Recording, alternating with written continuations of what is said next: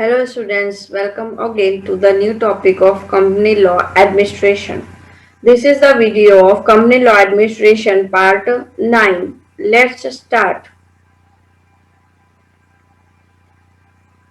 હવે આપણે આ વિડિયોમાં નેશનલ કંપની લો ટ્રિબ્યુનલના પોઈન્ટ નંબર 9, 10, 11 એન્ડ 12 4 પોઈન્ટ્સ ઉપર આપણે ડિસ્કશન કરવાના છે. તો 9 number point is removal of president and members of the tribunal. Section 417.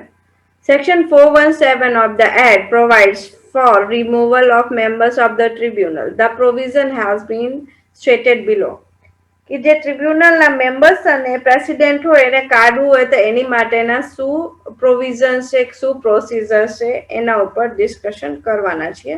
અને એ તમારે જે પ્રોવિઝન એક્ટ છે એમાં સેક્શન 417 માં બધું આપેલું છે. તો સેક્શન પ્રમાણે શું પ્રોસિજર છે આપણે જોઈએ. ફર્સ્ટ વન ઇઝ એના ત્રણ અલગ અલગ પ્રોસિજર છે. First one, the central government may remove the president. જે સેન્ટ્રલ ગવર્મેન્ટ છે પ્રેસિડેન્ટને રિમ્યૂવ કરી શકે છે or any members from office after consultation with the chief justice of India in following cases. જે સેન્ટ્રલ ગવર્મેન્ટ છે એ જે ચીફ જસ્ટિસ ઓફ ઇન્ડિયા છે એની સાથે બેસીને વાત કરીને જે ઓફિસના પ્રેસિડેન્ટ છે યા બીજા જે પણ મેમ્બર્સ છે એમને રિમૂવ કરી શકે છે, કાઢી શકે છે. હવે એ કયા કયા કેસીસમાં પોસિબલ છે તો આપણે એના કેસીસ જોઈ લઈએ. ટોટલ 5 કેસીસ છે. First one is when person has been adjustment or as installment.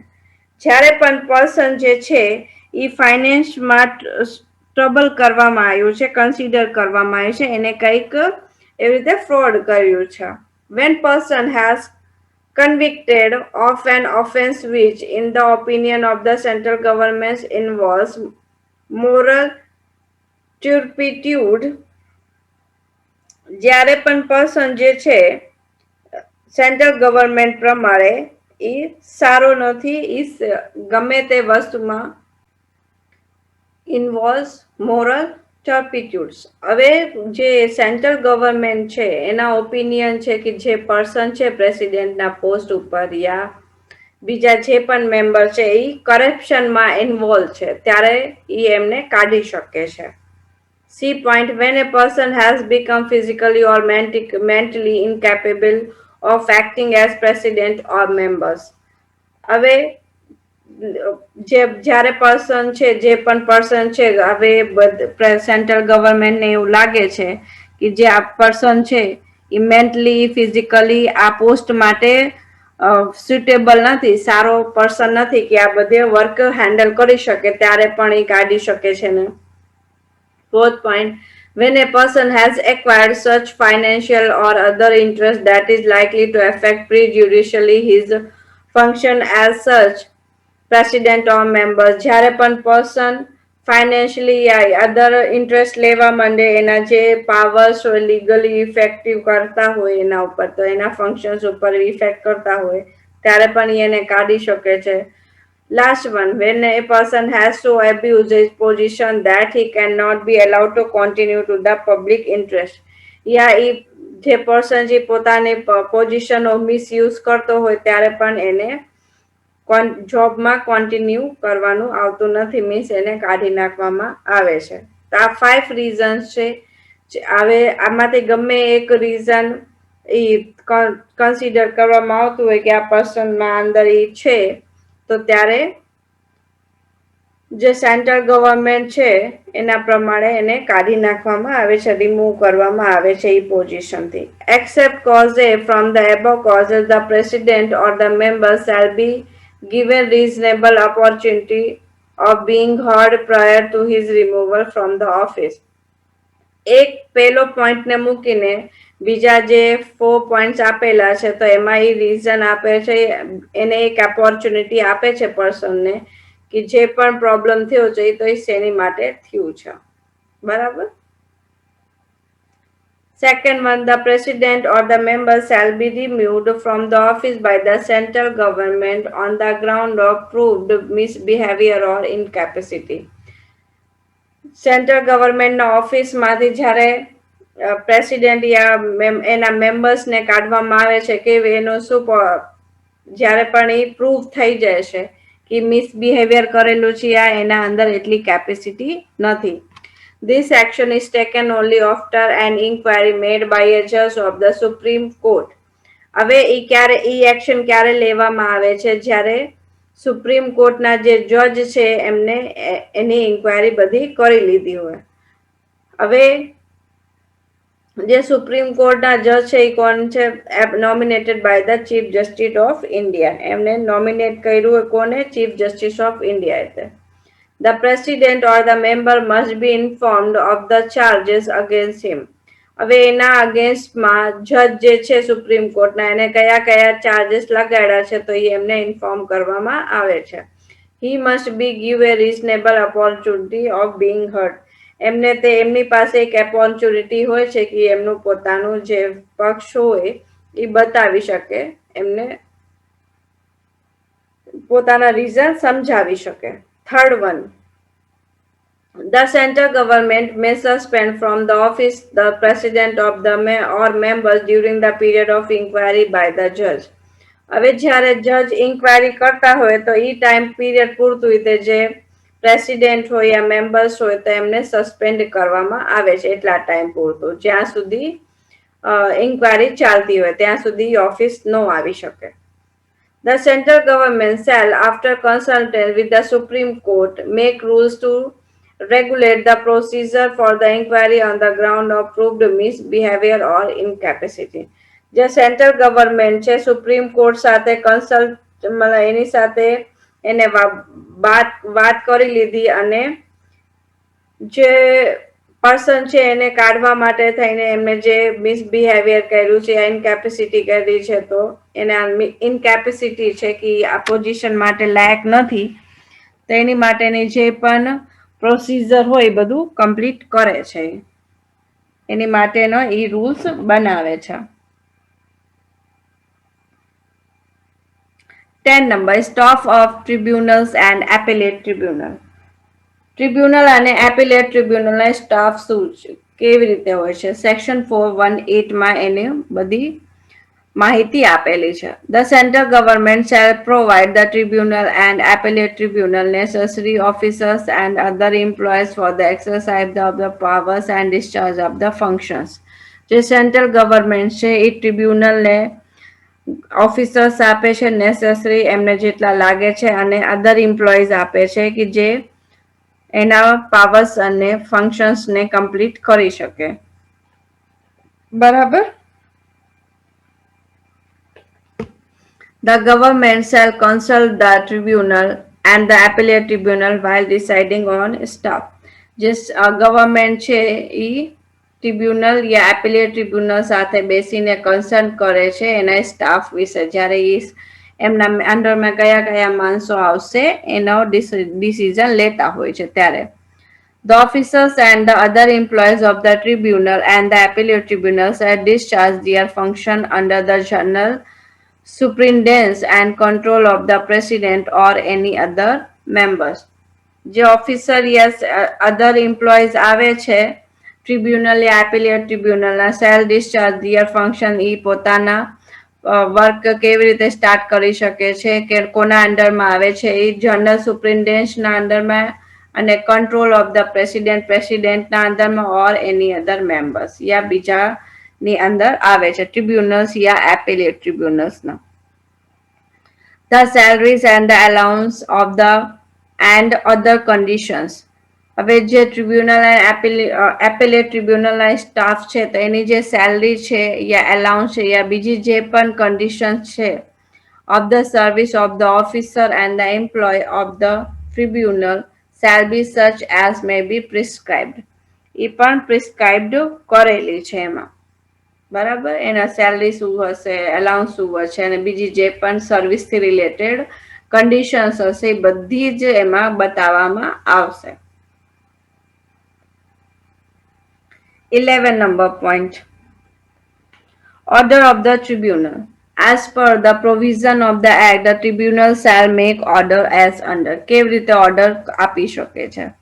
The tribunal may, after giving the parties to any proceeding before it a reasonable opportunity of being heard, pass such orders thereon as it thinks fit. એ જે પણ ઈ order આપવાના હોય pass કરવાના હોય તો ઈ એને સાંભળે છે પછી એને ઓર્ડર આપે છે બરાબર એને પ્રોસીડિંગ ત્યારે જ આપે છે પેલા એ બધું જોઈ લે છે સાંભળી લે છે.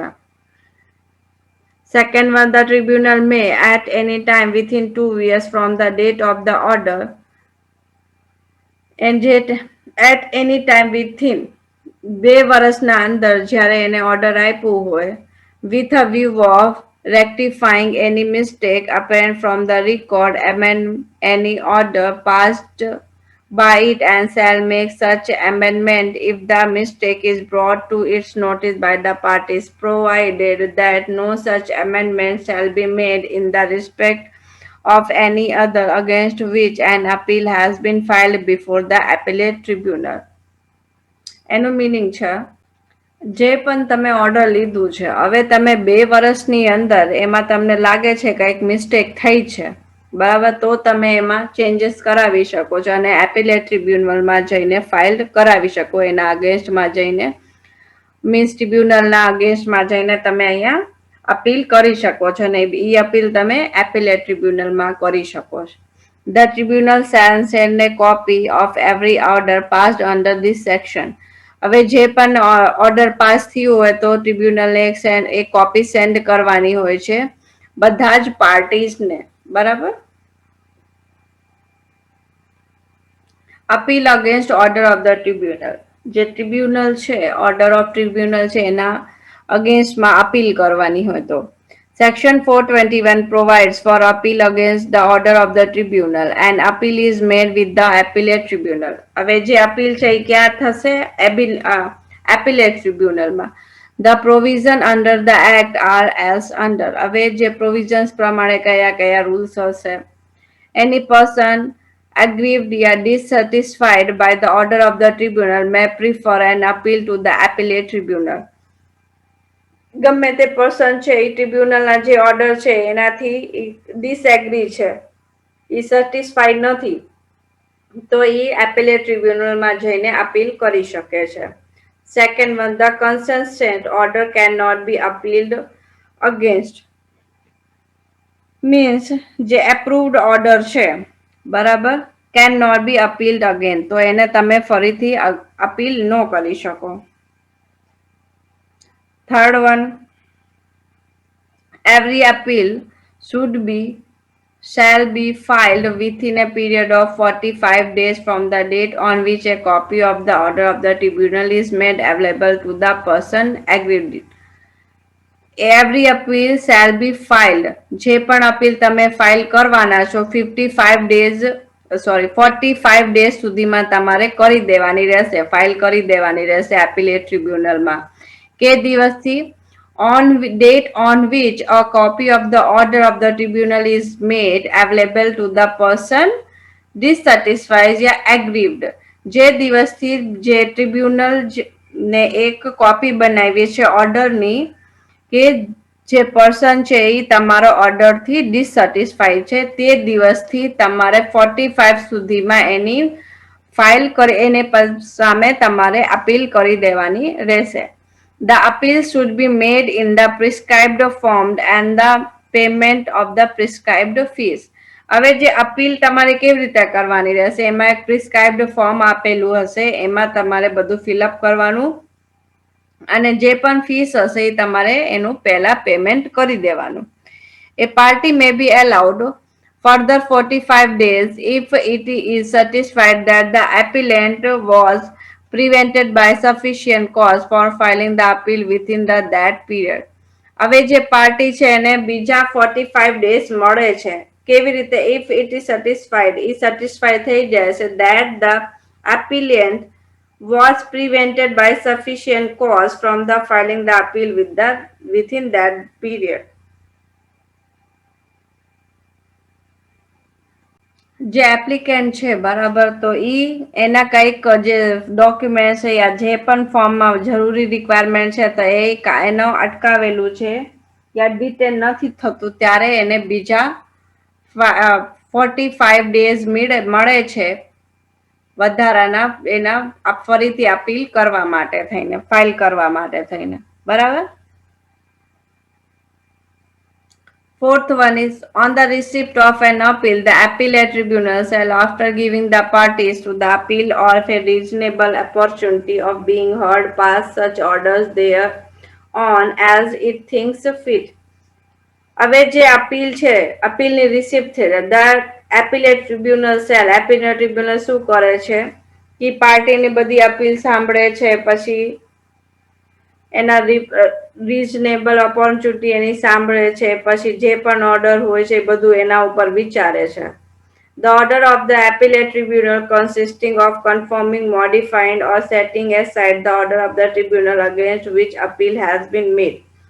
હવે પછી શું કરે છે એપિલેટ ટ્રિબ્યુનલ, જે કન્સિસ્ટ ઓફ મીન્સ એનું જે પણ ઓર્ડર હોય છે બરાબર, એ કન્ફર્મિંગ હોય છે, મેઇન ઓર્ડર હોય છે, એ તમારે ફાઇનલ ઓર્ડર ગણીને આગળ વધવાનું હોય છે. The appellate tribunal shall send a copy of every order made by it to both the tribunal and the parties to the appeal. જે એપિલેટ ટ્રિબ્યુનલ છે એને એક કોપી સેન્ડ કરે છે બધાને, એવરી ઓર્ડર મેડ બાય, જે પણ ઓર્ડર ટ્રિબ્યુનલ અને પાર્ટીઝ બનાવી છે બરાબર, પાર્ટીઝ ટુ અપીલ, અપીલ કરવા માટે થઈને. Take relevant part from the following paragraph. Section 422 provides for expeditious disposal of applicant petitions or appeal, with Section 423 provide for the appeal of the Supreme Court. Section 422 પ્રમાણે જે તમારે allotment application છે બરાબર, એનું તરત જ તમારે શું કરવાનું, એનું ઇમિડિયેટલી એના ઉપર એલોટમેન્ટ કરવાનું યા એના ઉપર તરત જ ડિસિઝન લેવાનું, યા જે રિક્વેસ્ટ આવી છે યા જે પણ અપીલ આવી છે બરાબર. વાય સેક્શન 423 પ્રોવાઇડ્સ, હવે સેક્શન 43 શું પ્રોવાઈડ કરે છે, appeal to the supreme court, યા તમે સુપ્રીમ કોર્ટમાં અપીલ કરો બરાબર. તો આ શું હતું, લાસ્ટ ટોપિક હતું તમારું 12 number, appeal against orders of tribunal. જે ઓર્ડર આપ્યા છે ટ્રિબ્યુનલ્સ, તો એના અગેન્સ્ટમાં તમારે અપીલ કરવી હોય તો એના કેટલા કેટલા પોઈન્ટ્સ છે, કેવી રીતે તમે કરી શકો છો. તો એના 6 પોઈન્ટ્સ હતા, એ રીતે તમે ટ્રિબ્યુનલના અગેન્સ્ટમાં જઈને અપીલ કરી શકો છો બરાબર. હવે આ વિડીયો તમારો અહીંયા પૂરું થાય છે, કમ્પ્લીટ થાય છે. નેક્સ્ટ વિડીયો લેક્ચરમાં આપણે 13 and 14 points, procedure to be followed and powers and functions of the tribunal, A last 2 top points ઉપર આપણે ડિસ્કશન કરશું. Okay, thank you.